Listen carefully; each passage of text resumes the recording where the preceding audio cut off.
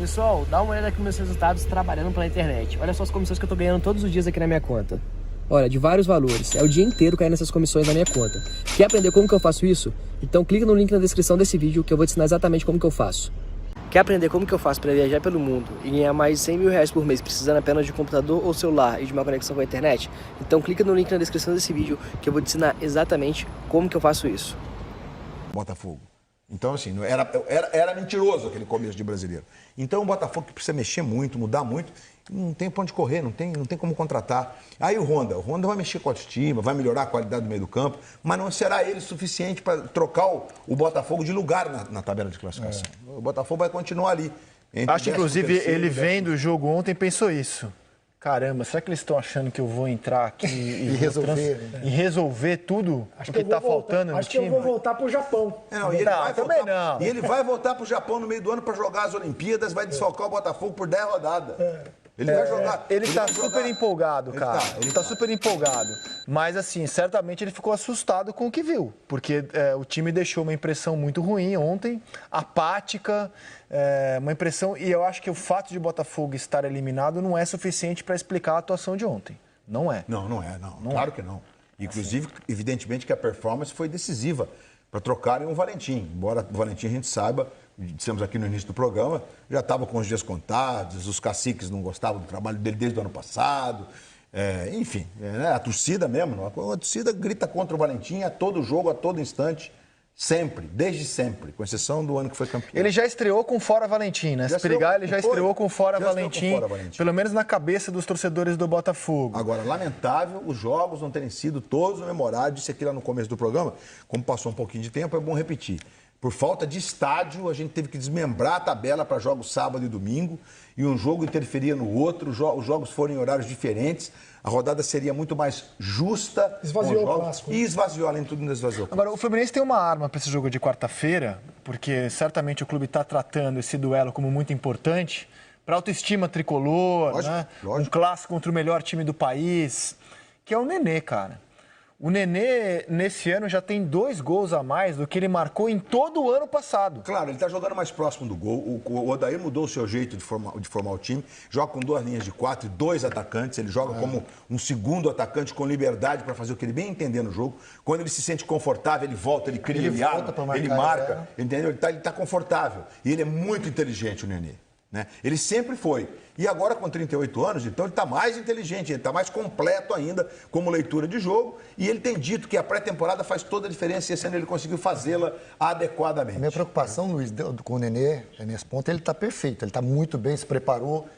Minha preocupação é lá na frente, né? O que ele vai dar em setembro, em outubro? Porque ele está rendendo muito agora. Mas o Fluminense vai precisar dele também lá na frente. Essa é a preocupação. E você concorda que hoje o Ganso, ele é banco do Nenê nesse time do Fluminense? Mas do jeito que o Fluminense está jogando, Paulo, com 2 linhas de 4 e o Nenê e no caso de ontem o Evanilson, mais adiantados, né? Com o Marcos Paulo e o Wellington Silva nas beiradas, mas numa linha de 4, é possível o Ganso jogar nessa linha de 4. Ele vai ter que se dispor. Mas aí ele vai ter que mudar muito. No time do Odair, juntos, Ganso e Nenê? Porque eles não vão fazer a mesma função. E acho difícil ele escalar o Ganso como um falso 9, como um segundo atacante. Ele nem consegue. Ele não tem mobilidade. Porque o Nenê, quando a gente começou no Paulista de Jundiaí, ele era atacante. Não, o Nenê tem mobilidade para isso. Sim, mas agora ele está com 38 anos. Sim, mas ele está jogando de atacante nesse formato agora. Mas então, não, ele consegue. Eu não sou tão cético em relação a eles jogarem juntos. A única coisa é que... Eu sou porque o peruano Pacheco vai entrar nesse... O Pacheco vai entrar nesse time. Muito. Vai entrar o Pacheco. Mas ele vai tirar o Nenê? Não, acho que o banco vai continuar de fora. Mais uma dificuldade para o Ganso entrar no time titular do Fluminense. Mas o peruano vai entrar numa das 2 beiradas. Exatamente. Não, eu acho que o Ganso não entra nesse time. Hoje, nesse momento, não entra. A não ser hoje não entra. Até o Daí já disse. E o Ganso eu acho que é um jogador muito especial do ponto de vista técnico, né? Mas que ele não entrega tudo aquilo que se imagina dele. Então eu não sei. Eu acho que o Fluminense vai dar um caldo e está dando um caldo muito rapidamente. No estadual, claro, né? No estadual. Porque na Sul-Americana começou muito mal. Exatamente, começou mal a Sul-Americana. Qualquer diagnóstico agora é assodado. E eu não gosto de ser assodado. Eu encontrei com um jogador do Fluminense, o Henrique. Sabe esses supermercados populares do Rio de Janeiro que fica com o microfone? Sim. Promoção, água sanitária, vai todo mundo atrás, tal. Eu, como um cara do povo, no supermercado, né? vou no supermercado popular, evidentemente. Por que eu vou pagar? Os locutores todos. Claro. Lá em Botafogo tem o seu Ricardo, grande seu Ricardo, ele tá sempre... Vou pagar 3 vezes o preço do produto de limpeza. Eu vou lá, né? Claro. E encontrei o jogador do Fluminense, o Henrique.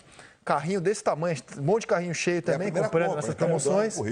Falei, pô, foi ruim a estreia, né, na Sul-Americana. Ele falou assim, cara, a gente vai reverter. Ele falou assim, a gente jogou bem, o time tá encaixando. Me impressionou a confiança dele, o time tá bem, a gente vai reverter. Falei, opa, porque olhando de fora, achei muito ruim o jogo contra o União La Calera, mas os caras estão confiantes. E você vê um astral melhor no Fluminense nesse ano do que estava no ano passado. Claro, você nota um astral melhor. O time comprando a ideia do técnico, o time mais confortável nesse momento. Sim, tem algumas notícias boas. O ano passado o Gilberto já fez uma temporada de regular para boa. Esse ano ele começa muito bem o ano e o Egídio entrou muito bem no time. Junto né? com o Marcos Paulo lá do lado esquerdo, né? Então, tá dando química nessa parada. E o Wellington entrou do lado direito agora, com o Gilberto. Enfim, tem uma movimentação bem legal aqui. O Henrique casou nesse meio campo, nessa linha de 4. O Henrique tem saída de jogo, o Henrique chega e se aproxima da área, embora seja um volante mais de marcação. O Fluminense tem condições de ter um ano um pouco mais sereno, embora para brigar por título sem ser o estadual, é difícil. Tem que ser na Copa Sul-Americana. Copa do Brasil, já não acho tão fácil brigar pelo título, mas aí sabe como é que é? Camisa pesa, né? E que reencontro, hein? Pedro contra Fluminense, né? Quarta-feira. Porque o Pedro começa a temporada com 2 gols em 2 jogos. Que começo do Pedro no Flamengo. O primeiro foi mais ou menos um gol contra, mas o segundo foi gol dele mesmo. Agora, interessante observar nesse Flamengo... O Diego ia fazer o gol? Interessante observar que nos dois jogos contra o Resende e contra o Madureira, o Flamengo terminou o jogo com a seguinte escalação: Michael, Gabigol, Pedro e Bruno Henrique. Isso, 2 linhas de 4, isso aí. Com os 4, como se fossem 4 atacantes. Com 2 centroavantes. Mas o Michael e o Bruno voltando ali, fazendo a linha de 4. Mas um time muito ofensivo. E aí, exatamente, com atacantes nas beiradas da linha de 4. Essas foram as alterações contra o Madureira. Mas atacantes que dão profundidade. Isso, de profundidade mesmo. Que vão para cima. Igual o Brasil, igual a seleção jogou agora no último jogo do pré-olímpico. Isso aí. Olha lá o Michael. Michael vai... Cara, o time do Flamengo, obviamente, é melhor do que o Fluminense, porque ele é melhor do que qualquer time hoje no Brasil. Mas o Fluminense tem a vantagem do empate e está jogando há mais tempo na temporada. Vai ser um jogo curioso quarta-feira.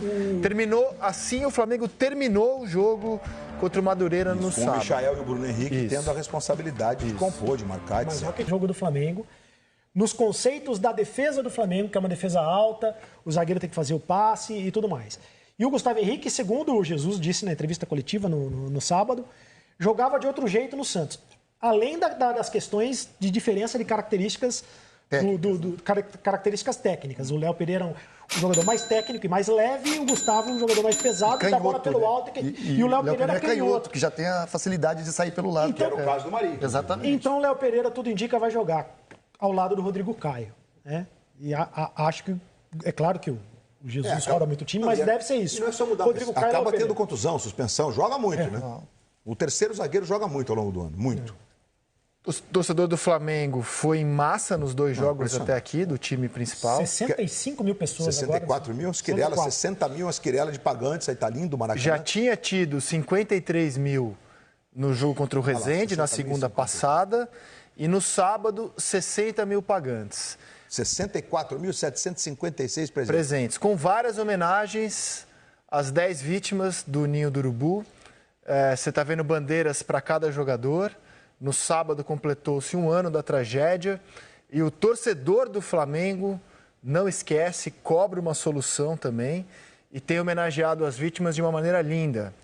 Nesse final de semana, inclusive, o torcedor do Flamengo deu um show de solidariedade e de humanidade. Nos primeiros 10 minutos do jogo, a torcida não cantou em respeito às vítimas. Nos primeiros 10 minutos. A gente faz muitas críticas à direção do Flamengo. Mas o Flamengo é muito mais do que pessoas que dirigem o clube. O Flamengo são 40 milhões de corações pelo mundo. E nesse final de semana foi realmente comovente o que os torcedores fizeram. Foi muito bonito. Você vê, a grandeza do Flamengo está na humanidade da sua torcida. Foi muito bonito mesmo. Essa frase é muito profunda. Porque o que está faltando nessa relação é exatamente direção, sentimento. A questão não é pecuniária. Eu não consigo entender como uma mãe ou um pai de um menino que morreu no Ninho do Urubu foi barrado de entrar lá no sábado. Não consigo. Isso é uma questão de bom senso, de humanidade, de sentimento. O Flamengo tem todo o direito de discutir a questão pecuniária, o que ele entende que pode ser justo ou não. E se virar uma discussão na justiça, faz parte de todo o processo. Né? A gente já disse isso aqui exaustivamente. Né? Então a gente só está repetindo, como você disse, que acho que é uma interpretação que ela inclusive ganhou corpo ao longo desse ano. Né? No primeiro momento houve mais uma discussão técnica, muitos entendiam que ela devia ser só técnica, mas esses acabaram se rendendo a essa falta de sentimento, né, no tocante a essa relação de determinados dirigentes, porque eu não vou colocar nunca que é uma relação do Flamengo, embora o dirigente represente o clube. Eles são de momento, provavelmente se fossem outros, o comportamento seria diferente. E a gente lamenta isso mesmo, né? Lamenta. O sentimento da torcida não é esse, é um sentimento de que a coisa poderia ser conduzida de uma forma mais humana, com mais sentimento, com mais carinho, com mais afeto, com mais amor. E mais transparente, porque o Flamengo poderia abrir para uma entrevista coletiva. O Flamengo, o presidente deu uma entrevista através da TV oficial. Depoimento. Aliás, eu concordo com o Barreto. Ontem deu uma entrevista na TV Brasil. Ontem o presidente deu uma entrevista. Mas teria que ser uma entrevista coletiva, com direito ao contraditório. Para todo mundo fazer pergunta, para todo mundo esclarecer, sabe? Porque uma entrevista para uma TV oficial, como foi no caso para a TV Flamengo, poxa, é um pronunciamento. É um pronunciamento, cadê o contraditório? Então, mas eu queria assim, deixar um pouco de lado a direção do Flamengo, que está adotando uma postura técnica orientada para os seus advogados. Sobre isso já falamos muito, porque eu acho que no final de semana a notícia foi o torcedor do Flamengo, que é muito maior do que qualquer diretoria. Né? O Flamengo são os seus torcedores. A razão de ser do Flamengo são os seus torcedores. E eles, nesse final de semana, deram um show. E essa homenagem dos 10 minutos de silêncio, eu nunca tinha visto, que é um negócio absolutamente tocante. 10 minutos, representando um minuto para cada menino. A torcida sempre canta, em todos os jogos, aos 10 minutos do primeiro tempo, a música em homenagem aos garotos do Nisso. Isso os flamenguistas sempre fazem no estádio. Nesse final de semana ficaram em silêncio os 10 primeiros minutos. E em todo mundo, porque tem flamenguista espalhado pelo globo terrestre, o mundo é um globo, para quem não sabe, e os torcedores do Flamengo, tem gente que não sabe, é bom falar. Os torcedores do Flamengo espalhados pelo globo terrestre prestaram homenagem, foram solidários e tiveram uma postura maravilhosa. Vamos para o intervalo. É só para dizer o seguinte, esse recorde só pode cair neste momento mesmo domingo que vem, porque a capacidade do estádio Mané Garrincha é de 70 e tantas mil pessoas, os ingressos estão à venda mais de 70 mil, e a expectativa da final da Supercopa, que você vê ao vivo nas nossas telas, no Sport TV, na TV Globo, domingo de manhã, 11 horas, é que tenhamos lá 70 mil pessoas para Atlético Paranaense e Flamengo. Perfeito, Luiz Roberto. Roberto. Muito bem hoje. Galera, beleza? Esse vídeo aqui é um rápido agradecimento ao João Pedro, um dos meus professores, que nesse mês de janeiro me ajudou a faturar mais de 17 mil reais em comissões. Vou mostrar aqui para vocês, vou até dar uma atualizada na minha tela da Monetize. Então, como vocês podem ver, até passou um pouco de 17 mil. Valeu, João Pedro e toda a equipe. Tamo junto. Você também pode fazer isso. Quer saber como? Então clica no link da descrição desse vídeo que eu vou te ensinar.